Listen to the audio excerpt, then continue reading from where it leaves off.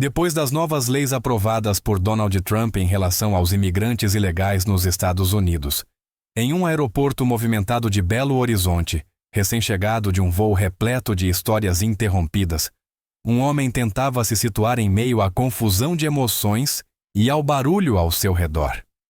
Ele respirava fundo, ajustando a mochila nos ombros, enquanto seus olhos varriam o ambiente como se buscassem um ponto de apoio. Próximo dali, uma mulher se aproximava com um caderno de anotações em uma das mãos e um gravador na outra. Era uma jornalista, sua postura profissional, mas com uma expressão receptiva. Oi, meu nome é Roberta, sou jornalista e estou cobrindo a chegada dos deportados dos Estados Unidos. Posso conversar com você? Quero entender sua história, disse ela, com um tom que misturava formalidade e empatia. O homem hesitou por um momento antes de assentir. Meu nome é Samuel, respondeu, ainda um pouco desconfiado. Roberta abriu seu caderno, clicou no gravador e iniciou. Samuel, por que você decidiu ir para os Estados Unidos? Ele puxou o ar como se fosse necessário organizar os pensamentos antes de falar. Comecei a pensar nisso em 2021, durante o governo Biden. As coisas aqui no Brasil estavam muito difíceis, principalmente para quem trabalha com construção. Eu fazia bicos, mas não dava para sustentar minha família. Tive que tentar algo diferente, explicou ele com um tom direto. Ele contou que deixou para trás sua esposa e os 2 filhos pequenos, algo que descreveu como a decisão mais dolorosa de sua vida. Foi desesperador sair de casa e olhar para os rostos deles. Mas eu prometi que ia voltar com condições melhores, com um futuro mais certo. Disse, enquanto passava a mão pelo rosto, como se tentasse afastar a lembrança. Atravessar a fronteira foi uma experiência muito difícil, continuou ele. Tivemos que caminhar dias pelo deserto. Era perigoso, mas não tinha outro jeito. Quando finalmente cheguei a Los Angeles, encontrei outros brasileiros que me ajudaram a conseguir um lugar para ficar. Roberta, tomando notas rápidas, fez outra pergunta. E como você se manteve por lá? Trabalhei na construção civil. Mesmo sem documentação, dava para conseguir emprego porque eles precisavam de mão de obra. Eu fazia de tudo, pegava os trabalhos mais pesados e ficava grato por isso. Parte do que eu ganhava ia direto para minha família no Brasil. Pelo menos assim eu sabia que eles estavam com comida e contas pagas, explicou ele, olhando para o chão, como quem revive memórias longínquas. E como foi viver com o medo de ser deportado? Perguntou Roberta, inclinando-se levemente em sua direção. Era algo constante, respondeu ele com firmeza. Depois que o novo presidente assumiu em 2025, ficou ainda pior. Havia muitas batidas de imigração, principalmente em lugares onde sabiam que trabalhavam imigrantes ilegais. Ninguém se sentia seguro. Mas eu precisava continuar. Não dava para voltar sem tentar mais. Entretanto, a dura realidade o alcançou.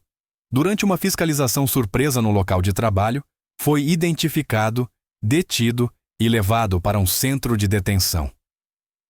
Roberta o observava enquanto ele detalhava os eventos, com a voz alternando entre um tom resoluto e uma melancolia inevitável. Foi difícil. No centro de detenção, você não sabe o que vai acontecer. Eles dizem que vão te deportar, mas não dizem quando. A espera é horrível, porque você só consegue pensar na sua família. Eu ficava me perguntando o tempo todo, e agora? Como vai ser quando eu chegar no Brasil? Contou ele, olhando para o horizonte como se procurasse respostas. Agora, de volta ao Brasil, Samuel parecia estar avaliando seus próximos passos. Apesar do cansaço visível, ele transmitia um ar de determinação. Quero tentar recomeçar aqui. Se eu conseguir um bom trabalho, posso construir algo para minha família. Não foi fácil lá fora, mas pelo menos aprendi muito. Concluiu agora com um tom mais esperançoso, como se aquela conversa fosse o primeiro passo para virar a página. A conversa continuava, e o ambiente ao redor parecia desaparecer à medida que Samuel mergulhava mais profundamente em sua história. Roberta, com o caderno equilibrado sobre o joelho, fazia perguntas cuidadosamente formuladas, permitindo que ele compartilhasse detalhes importantes. Samuel, você mencionou que foi detido durante uma fiscalização no trabalho. Como era o dia a dia antes disso? Você conseguia ter uma rotina? Perguntou, ajustando até o gravador para capturar cada palavra claramente. Olha, até dava para ter uma rotina, mas era sempre com medo. Respondeu ele, franzindo o senho como se revivesse os momentos. Eu acordava cedo antes do sol nascer e ia direto para a obra. A gente sempre conversava entre os trabalhadores, avisando uns aos outros se tínhamos visto alguma coisa estranha, tipo fiscalizações ou viaturas perto. Almoçávamos juntos, mas sem perder o foco. Depois do trabalho, eu voltava para casa o mais rápido possível, sempre olhando por cima do ombro. Roberta inclinou-se levemente para a frente, mostrando interesse genuíno. E o que você sentia durante esse tempo todo? Era mais o medo ou a vontade de continuar? Samuel suspirou, demorando alguns segundos antes de responder. Era uma mistura. O medo estava sempre ali, mas a vontade de dar um futuro melhor para minha família era maior. Eu sabia que se eu desistisse, nada mudaria para eles no Brasil. E sabe, lá nos Estados Unidos, mesmo como imigrante ilegal, você sente que tem mais chances do que aqui. Então, a gente vai em frente, um dia de cada vez. Roberta fez uma pausa para anotar, permitindo que ele organizasse os pensamentos antes de continuar. Em seguida, ela perguntou: E o que aconteceu após a detenção? Como você foi tratado? Foi um choque, disse Samuel, a voz ligeiramente trêmula. Eles chegaram sem avisar, claro. Tínhamos ouvido boatos de que a imigração estava apertando o cerco desde que o novo governo assumiu. Mas ninguém sabe quando vai acontecer. Quando me abordaram, eu estava no intervalo. Foram respeitosos, mas frios. Disseram que eu estava sendo detido e me levaram para um centro. Aí começou a pior parte. Roberta anotava cada palavra, mas fez uma pausa para perguntar: O que foi mais difícil nesse processo? Samuel olhou para o chão por um instante antes de responder. A incerteza.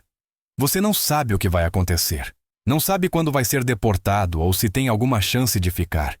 Eu ficava pensando nos meus filhos, na minha esposa, e também tinha outros lá, outros brasileiros, todos no mesmo barco. A gente tentava se apoiar, mas era duro. Alguns estavam lá há meses, sem resposta.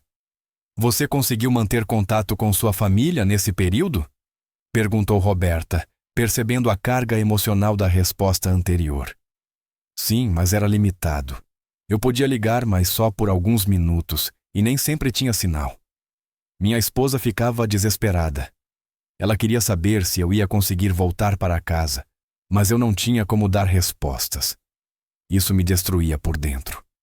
Contou ele, com a voz embargada, mas rapidamente recuperando a compostura. E como foi o momento em que disseram que você seria deportado?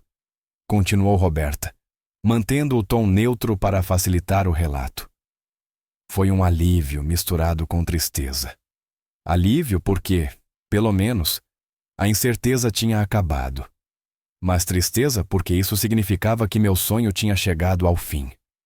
Tudo pelo que eu lutei lá simplesmente desapareceu. E pior, eu estava voltando sem nada para oferecer à minha família. Foi um sentimento de fracasso, sabe? Roberta assentiu, compreendendo o peso das palavras. Ela deixou que ele continuasse sem interrompê-lo. Agora que estou aqui, preciso recomeçar.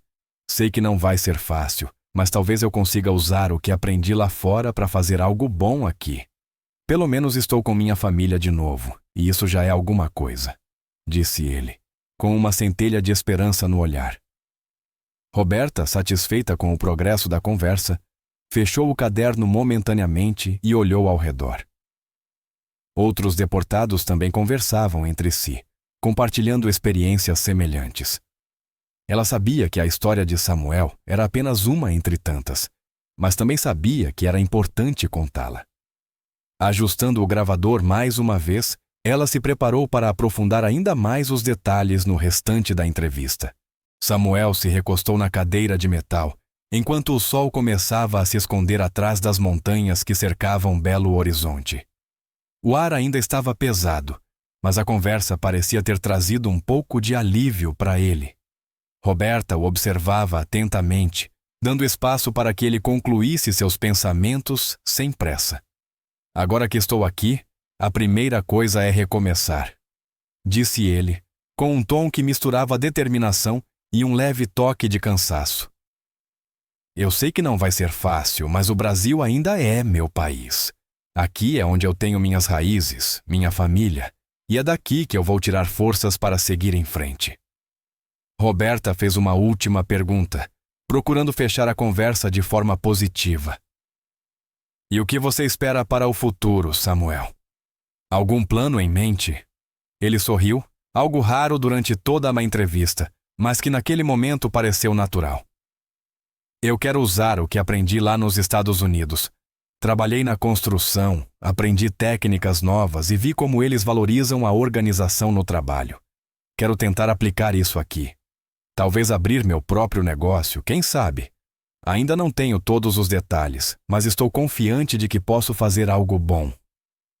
Ele fez uma pausa, como se avaliasse o peso de suas próprias palavras, e continuou. O mais importante é que agora estou com minha família. Isso é o que importa. Eles me deram força para lutar até agora, e eu quero retribuir. Quero que meus filhos tenham oportunidades melhores, mas desta vez, aqui no Brasil. Roberta assentiu, sentindo a sinceridade em cada palavra. O barulho ao redor parecia ter diminuído, como se aquele momento fosse exclusivamente deles.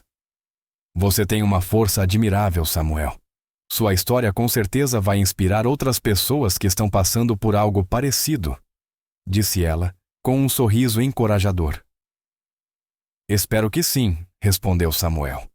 Muita gente acha que a vida nos Estados Unidos é fácil, mas ninguém vê o que passamos lá. Ficar longe da família, enfrentar preconceitos, trabalhar até tarde da noite.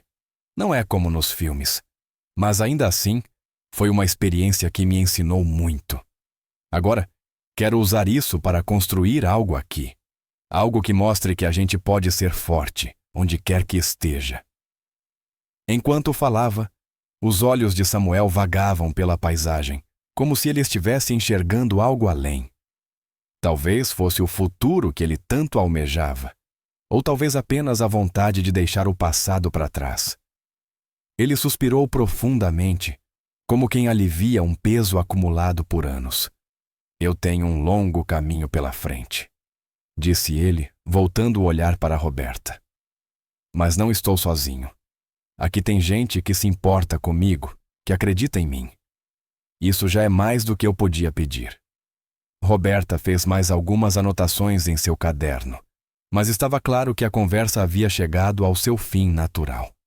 Ela agradeceu a Samuel pelo tempo e pela honestidade, e ele retribuiu com um aperto de mão firme. Obrigado por ouvir. Acho que é importante que as pessoas saibam como é difícil essa vida, mas também que tem como recomeçar. A vida continua e a gente precisa continuar com ela. Enquanto Samuel se afastava, caminhando em direção a um pequeno grupo de pessoas que compartilhavam experiências semelhantes, Roberta permaneceu sentada por alguns instantes, organizando suas anotações e refletindo sobre tudo o que havia ouvido.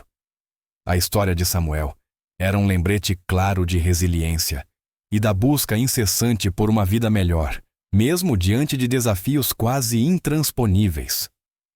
Ao se levantar, ela olhou mais uma vez ao redor. A cena era de despedidas e reencontros, de tristeza misturada com esperança. Cada rosto carregava uma história diferente, mas todas compartilhavam algo em comum: o desejo de recomeçar. Sabia que aquela história seria apenas uma entre muitas que iria contar, mas também sabia que era uma que precisava ser ouvida. Com isso em mente, seguiu seu caminho, pronta para transformar aquelas palavras em algo que pudesse tocar outras vidas. Para Samuel e para tantos outros, a jornada não terminava ali. Ela estava apenas começando.